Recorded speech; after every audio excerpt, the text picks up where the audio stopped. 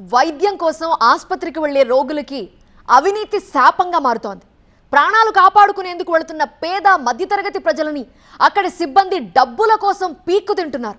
వైద్యం చేయించుకోవటం ఏమో గాని అడుగడుగునా దోపిడీకి పాల్పడుతున్నారు. డబ్బులిస్తే ఒక రకంగా, ఇవ్వకుంటే మరో రకంగా చూస్తున్నారు.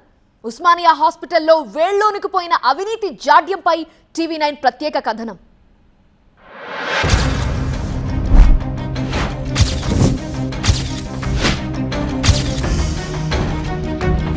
ఉస్మానియా జనరల్ హాస్పిటల్ అత్యంత పురాతనమైన ప్రసిద్ధ ప్రభుత్వాసుపత్రుల్లో ఒకటి. హైదరాబాద్లో ఉన్న ఈ ఆసుపత్రికి చుట్టుపక్కల రాష్ట్రాల నుంచి కూడా రోగులు పెద్ద సంఖ్యలో వస్తుంటారు. ప్రభుత్వ ఆసుపత్రి అంటే ఆదుకుంటుంది అన్న ధీమా వాళ్ళది. కానీ ఇక్కడికొస్తే కానీ తెలీదు, అడుగడుగున అడ్డంకుల్ని అధిగమించాల్సి ఉంటుంది. తెలంగాణ కాదు, కర్ణాటక, మహారాష్ట్ర, ఆంధ్రప్రదేశ్ నుంచి కూడా చాలామంది పేద ప్రజలు ఇక్కడ ఉస్మానియా హాస్పిటల్కి ట్రీట్మెంట్ కోసం వస్తుంటారు. గతంలో మనం చూసుకుంటే ఆఫ్ఘనిస్తాన్ లాంటి కంట్రీ నుంచి కూడా ఇక్కడికి వచ్చి కొంతమంది పేషెంట్లు ట్రీట్మెంట్ తీసుకున్న సందర్భాలు కూడా చాలా ఉన్నాయి. ఇప్పటికే ప్రభుత్వాలు కోట్లాది రూపాయలు డబ్బులు కూడా ఉస్మానియా హాస్పిటల్ అభివృద్ధి కోసం కేటాయిస్తూనే ఉంటుంది. కానీ కొంతమంది వైద్య సిబ్బంది, వైద్య అధికారులు ఎవరైతే అవినీతికి పాల్పడుతున్నారో వాళ్ళు ఏకంగా ఉస్మానియా హాస్పిటల్ని శాశ్వతంగా ముంచేస్తున్నారు. ఉస్మానియా హాస్పిటల్లో ఎక్స్రా మిషన్స్ పనిచేయట్లేదంటే ఏ స్థాయిలో ఇక్కడ ట్రీట్మెంట్ నడుస్తుంది, ఎంత నిర్లక్ష్యంగా ఇక్కడ వైద్యులు, అధికారులు వ్యవహరిస్తున్నారో మనకి తీరు చూస్తే అర్థమవుతుంది. అవును, ఆసుపత్రిలోకి అడుగు పెట్టింది మొదలు చికిత్స పొందే వరకు డబ్బులు సమర్పించుకుంటూ ఉండాల్సింది. గేట్ ఎంట్రన్స్ లోనే ఎదురవుతారు ద్వారపాలకులు, సెక్యూరిటీ సిబ్బంది. వాళ్లకు ఎంతో కొంత ముట్ట చెప్పాలి. లోపలికి వస్తుంటే ఆపుతుంటారు, ఎక్కడికి ఏం కావాలని ఆరాధిస్తుంటారు.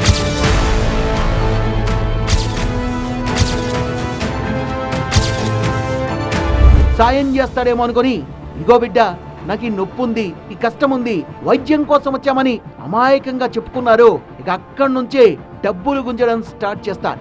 కొంతమంది ఉన్నారు, పలానా నెంబర్కు వెళ్ళండి, పలానా డాక్టర్ని కలవండి అని చెప్తారు. వాళ్ళు చాలా తక్కువ.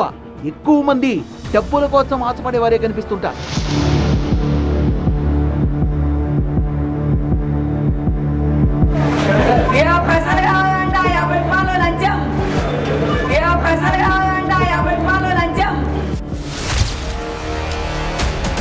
అందుకే ఉస్మానియా ఆసుపత్రిలో డబ్బు దందా ఏ స్థాయిలో ఉందో తెలుసుకునే ప్రయత్నం చేసింది టీవీ9.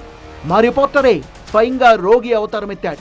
నడుము నొప్పి, మెడ నొప్పి ఉందని చెప్పి ఓపీ చిట్టి తీసుకున్నాడు. డాక్టర్ను చూపించుకోవడం మొదలు ఎక్స్రే తీసుకునే వరకు అన్ని అడుగడుగున అవాంతరాలే.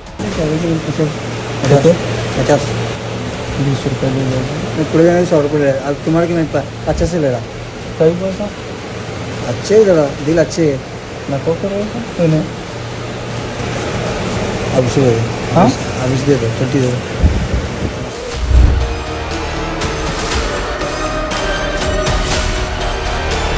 ఆసుపత్రిలోకి వెళ్ళాలన్నా, అడ్మిట్ కావాలన్నా, రోగిని చూడాలన్నా, ఏ పని జరగాలన్నా త్వరగా చేయాలంటే డబ్బులు ఇచ్చుకుంటూ వెళ్లాల్సిందే.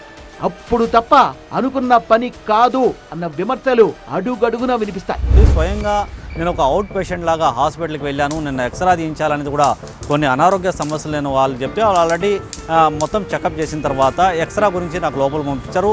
నేను ఎక్కడైతే ఎక్స్రా తీయించుకోవడానికి వెళ్ళానో అక్కడ పదుల సంఖ్యలో ఆల్రెడీ మహిళలు, వృద్ధులు చాలామంది అనారోగ్య సమస్యలతో బాధపడుతున్నారు. కానీ ఎవడైతే అక్కడ ఎక్స్రా ఆపరేటర్ ఉన్నారో అక్కడ ఒక మహిళ ప్రత్యేకంగా మీరు 1000 రూపాయలు ఇవ్వాలి, లేకపోతే మీరు డబ్బులు ఇవ్వకపోతే తొందరగా నేను చేయించను అనేది కూడా ఆమె పదే పదే కొంతమంది పేద ఎవరైతే పేషెంట్లు ఉన్నారో వాళ్ళకి చెప్పుకొస్తుంటుంది. నేను స్వయంగా డబ్బులు ఇచ్చి 5 నిమిషాల లోపే, నేను ఆల్రెడీ లోపలికి వెళ్ళాను, 5 నిమిషాల లోపే నా రిపోర్ట్ కూడా వచ్చేసింది. ఆల్రెడీ డబ్బులు తీసుకొని నన్ను బయటకు పంపించిన పరిస్థితి. డాక్టర్కు చూపించాక ఎక్స్రే తీయించుకోవాలంటే నానా అగచాట్లు పడాల్సిందే. లైన్లో చాలా మంది రోగులుంటారు. పని కావాలంటే గంటల కొద్దీ నిలబడాలి. అయితే అసలు ఇక్కడ డబ్బులు అడుగుతారా లేదా, ఒకవేళ మనం డబ్బు ఇచ్చామంటే త్వరగా పని చేయిస్తారా లేదా అన్న దానిపై మేము ఆరా తీశాం.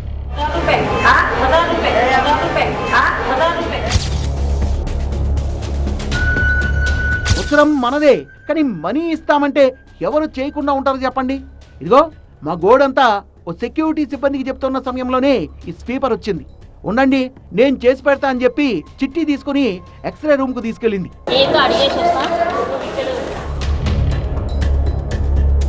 అంతే, మమ్మల్ని పిలవడం, లోపలికి తీసుకెళ్లి ఎక్స్రే దించడం అంతా ఫటాఫట్ 5 నిమిషాల్లో పూర్తయిపోయింది. ఎక్స్రే దించినందుకు ఇదిగో ఇలా బయటకు రాగానే ఆమెకు డబ్బులు ఇచ్చాం. ఇలా డబ్బులు ఇస్తే తప్ప చేయరా అంటే అదో ప్రయాస అన్నట్టుగా మాట్లాడతారు.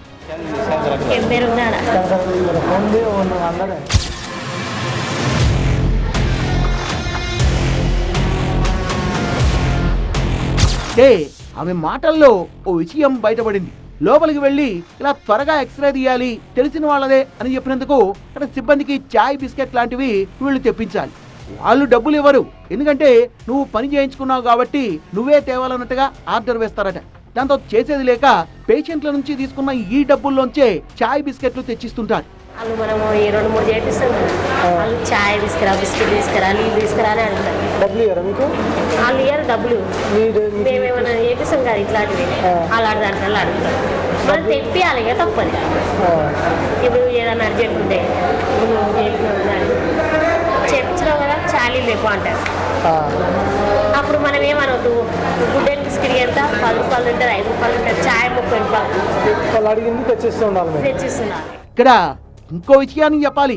పోనీ ఈ ప్రభుత్వ ఆసుపత్రిలో అన్ని సక్రమంగా ఉన్నాయా అంటే అది లేదు. ఎక్స్రే విభాగంలోనే ఒక మిషన్ పనిచేస్తే ఇంకో మిషన్ పనిచేయడం లేదు. అయినా సరే ఆ విషయాన్ని చెప్పకుండా రోగులకు సేవ చేస్తున్నట్టుగానే ప్రవర్తిస్తున్నారు. TV9 రిపోర్టర్కు 2 ఎక్స్రేలు తీయాల్సి ఉండగా 1 మాత్రమే తీశారు. ఎందుకా అని ఆరాధిస్తే తప్ప తెలియలేదు ఇంకో మిషన్ పనిచేయడం లేదన్న సంగతి.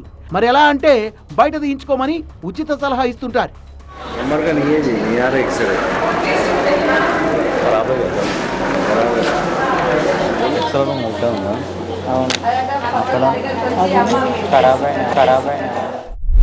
ఇక డాక్టర్ల గదుల బయట అయితే పదుల సంఖ్యలో లైన్లో రోగులు నిలబడి ఉంటారు.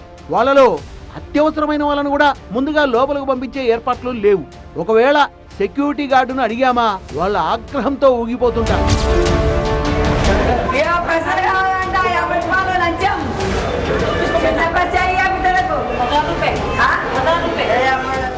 లేదు అంటే డబ్బులు ఇస్తే లోపలికి ఏదో ఒక విధంగా పంపించేలా చేస్తారు.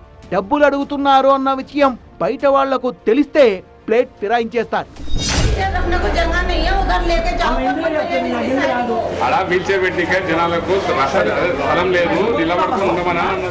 అత్యవసర పరిస్థితి అని వేడుకున్నా సరే పట్టించుకోవడం లేదు అన్నది రోగుల ఆవేదన. ప్రైవేట్ ఆసుపత్రుల్లో వైద్యం చేయించుకోలేని నిరుపేదలే ఎక్కువగా ఉస్మానియా ఆసుపత్రికి వస్తుంటారు. అలాంటి వాళ్ళ దగ్గర నుంచి డబ్బుల్ని గుంజడం నిజంగా బాధాకరం. ప్రధానంగా సెక్యూరిటీ సిబ్బంది మొదలుకొని సహాయక సిబ్బందిపై ఈ తరహా ఆరోపణలు ఎక్కువగా ఉన్నాయి. అయినా సరే వాళ్ళని ఇక్కడే కొనసాగిస్తుండడం కూడా అవినీతికి ఆజ్యం పోస్తోందన్న ఆరోపణలు ఉన్నాయి.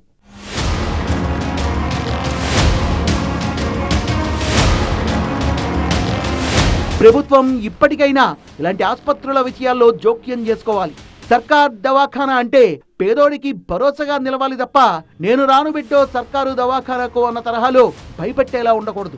ఆ పరిస్థితులు లేకుండా ఉండాలంటే కొన్ని కీలక నిర్ణయాలు తీసుకొని కఠినంగా వ్యవహరించాలి. అప్పుడే పేదవాడి ఆరోగ్యానికి అభయం చేకూరుతుంది. దారుణంగా వేధిస్తున్నారు.